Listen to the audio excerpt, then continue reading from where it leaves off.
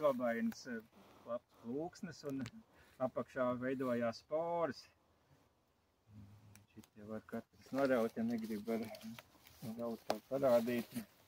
Visām papardēm noteikšanā ir svarīga lapu apakšpus, kā tur izskatās. Tie punktiņi, jā, šiem ir gāri tādi, tā kā mazi pīrādziņi. Tie saucās sori, tādi, lai saka, ja tas būtu augs, ja tā būtu ābeli, tad tie būtu tie ābolīši sors, un tad tajā ābolā iekšā ir sēklas, tad šajā sorā ir sporas iekšā, kuras te ir ļoti daudz, un vējiņš izplatās, bet tā sora forma, un tā ir svarīga sistemātikā, pēc tā nosaka sugas. Tas ir papadus vairākas ir sugas? Nu, dabā viena. Kolekcijās vēl kāds 5. Lapas Garākas.